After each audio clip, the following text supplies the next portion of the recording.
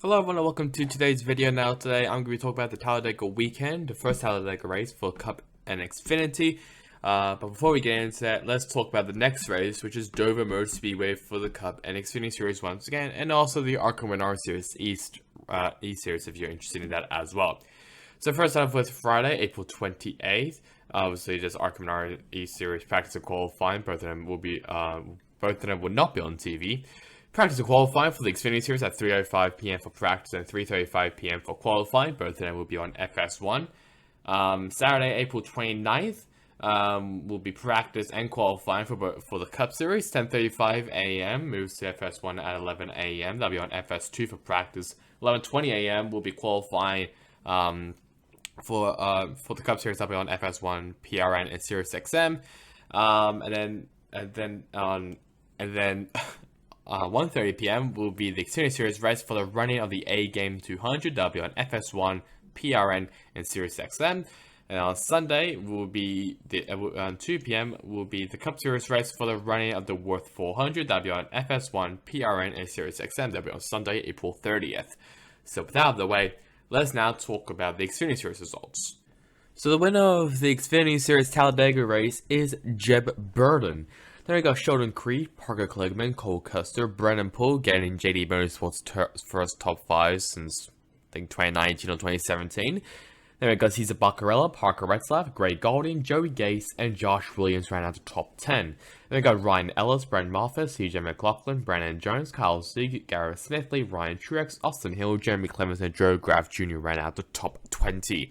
Four drivers had to qualify, that being Jason White in the 13 MBM Motorsports car, Jesse Ibuchi in the 34 Chevy for Jesse Ibuchi Motorsports, David Starr in the number 07 Estes Greenlight Racing Chevy, and Mike Harmon for CHK in the CHK Racing Chevy. So stuff that happened, lap 25, Justin Allgaier wins stage 1, lap 38, Derek Kraus turns Parker Chase and collects Parker Retzlaff and Anthony Alfredo. Lap 47, the first video of 2 which I'm going to show regarding the Xfinity Series. Dexter Stacey spins into the inside wall, hits the inside wall hard. While that was happening, Blaine Perkins was barrel rolling down the backstretch. This was very aggressive. It was a very aggressive barrel roll from Perkins, and pretty sure the last update I heard was that he was looked at the hospital. Nearby, I'm guessing. I'm not too sure if he's been released yet or not, but he did get out. He did get out of the car under his own power. So luckily he is okay on that. That he's able to walk out of a horrific accident under his own power, which is a great sign. But still, it was just very. It was. I don't really know what to say. It was just. It is horrifying, you know. Also, I'll say that I will be talking about another flip in this video as well, and this was also red flagged. So it was like make sense of it. And Dexter Stacey, he also had a very hard hit as well in the inside wall. So luckily he's also okay, which is a great sign. And Blaine Perkins is also okay as well. So at least that's some good signs there for NASCAR. Obviously after the red flag, Jeb Burton wins stage 2. Lap 64, Sammy Smith spins and collects Brennan Jones. Lap 81, Jonathan Nemechek spins and hits the inside wall. And lap 94, Josh Berry spins but saves it somehow. Lap 99, Sam Mann got spun out and collects Sammy Smith, Justin Allgaier, who also collects Josh Berry and Derek Kraus. Not a really good day for Junior Motorsports. Lap 111, I'm going to show another video of this.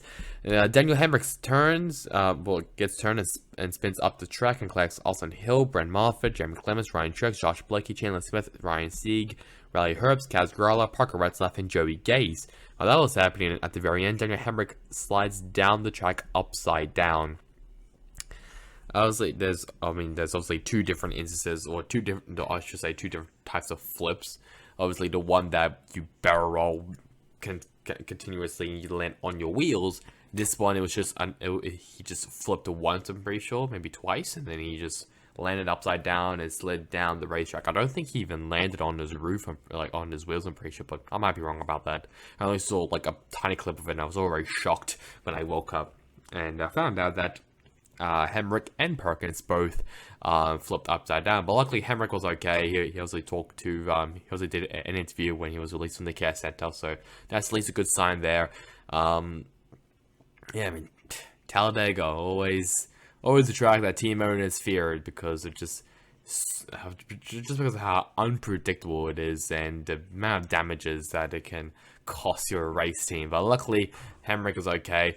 That's why everyone else, I mean, obviously everyone else was also okay, but some drivers didn't really get to see the finish, sadly. So yeah, Talladega living up to the name of being very destructive and a bit of a demolition derby.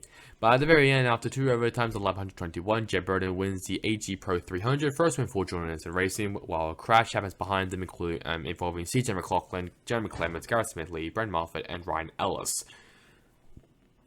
This is also Burton's second win, and both of them have been from Talladega. One falsely from Colliquot, so like back in 2019 maybe, I think, or 2018. I'm not too sure. It was when he was racing for Collick, so makes sense there. But yeah, congrats to Jeb Burton, gets his second win in his career, and also first win for Jordan Anderson Racing, and also locks himself into the playoffs, which I guarantee no one really saw that one coming. But here are the other finishes. I saw the top 20. There's Daniel Hemrick, who was like flipped over. A bunch of drivers even. And there's also Blaine Perkins, who also flipped over. He finished for last place. Is Parker Chase, who was who basically out because of the damaged vehicle policy. So with that out of the way, let's now talk about the Cup Series results. So for the Cup Series, the winner was Kyle Busch. He gets his second win of the season, joining William Byron and Kyle Larson.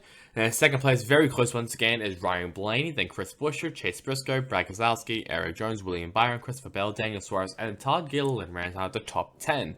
Then I got JJ Yeley in Rick Ware Racing Equipment, and Chase Elliott, Alex Bowman, Ty Dillon, Ricky Stenhouse Jr., Tyler Reddick, Denny Hamlin, BJ McLeod, Justin Haley, and Riley Harris ran out the top 20. Now, the results were changed before, so originally I'm pretty sure Dillon was not up there, or I can't remember. I'm pretty sure Stenhouse moved down, moved up, I'm pretty sure. I know Reddick moved down, I know McLeod moved up, Haley, I'm pretty sure moved down. So they're still trying to figure out the results, obviously, but I'm pretty sure this is the results now, after the Talladega race, so at least that's a good sign. So something happened lap 44, fourth place finisher Chase Briscoe, he spun out pit road in front of his teammates, which is kind of funny. Lap 60, Chase Elliott wins stage 1, and lap 120, Aaron Roller won stage 2. Lap 142, Zane Smith gets rear-ended by Joe Logano after pretty sure Harrison Burton spun out, but saved it. Collects Austin Dillon and Austin Hill after he spun out.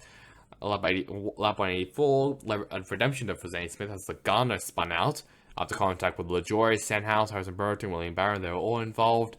Lap 190, Noah Gragson gets turned and hits the wall. Larson Smith collects side-on impact with Ryan Preece, but I mean, it was kind of a head-on for Preece. So I'm going to show actually a Twitter video that I found, and obviously it's poor quality, and I apologize for that. Obviously, I'll credit who the Twitter person is obviously on the screen. But as you can tell, his head just jolted instantly at the front of the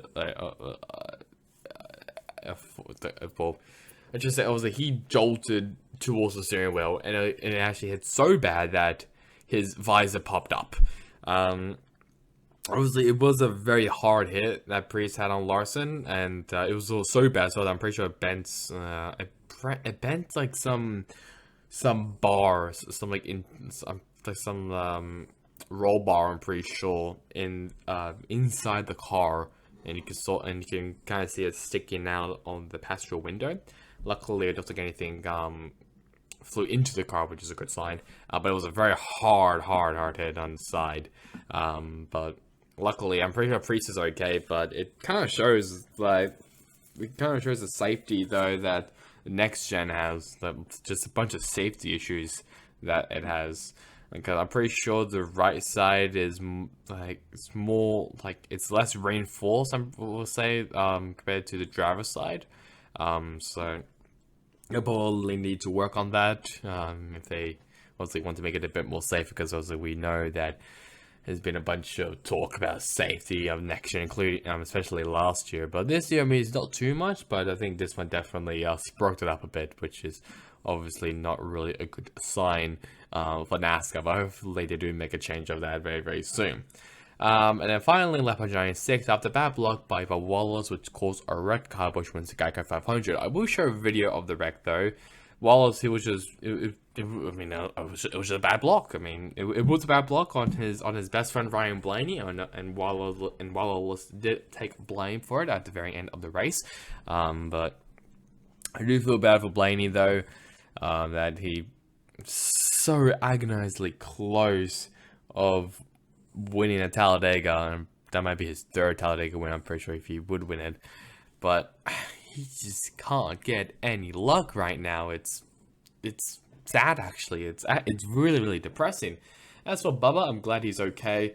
Obviously he did took a few hard hits as well, and yeah, it was just I mean, it was just a bad block. That's all I can really say. It was just a bad block, and he admitted, and we just move on to the next one. So.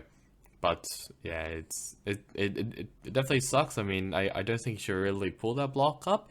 But at the same time, you are the leader. It's on the final lap, or 2 laps, I'm pretty sure, until the end. So it's fair enough. It's fair enough why you'll throw that block. Because also he wants to be aggressive. He wants to win. Everyone wants to win. Talladega is incredibly unpredictable. I mean, look at what happened in Xfinity Series. It was 2 flips and Jeff Burton somehow won. So it's fair enough of why he will throw that block, but it's just unlucky, I guess. Yeah, it's just unlucky, really. Just a bad block could really end your day. So that's really about it for the results for Talladega. Let's now move over to the Xfinity Series standings. So here are the standings after the Xfinity Series race. At Talladega, a 4 points difference now between Austin Hill and John Hunter Nemechek, as Austin Hill now takes over the lead over Nemechek. Then in third place moves up. Well, no, I don't think he moved up to third place, but whatever. Chandler Smith up in third place. Then we got Riley Herbst, Josh Berry, Justin Allgaier, Cole Custer, Sheldon Creed, Sammy Smith, Daniel Hemrick ran out the top 10. Then we got Parker Kligerman, Sam Mayer, Jeff Burton, obviously our most recent winner. Brandon Jones, Ryan Sieg, Brent Moffitt, Parker Retzlaff, Anthony Alfredo, Kaz Grala, and Jeremy Clemens ran out the top 20. Plus, we have a quick look at that right now. We only have Austin Hill, Jonathan Nemechek, Chandler Smith, Sammy Smith, and now add Jeff Burton into the playoffs.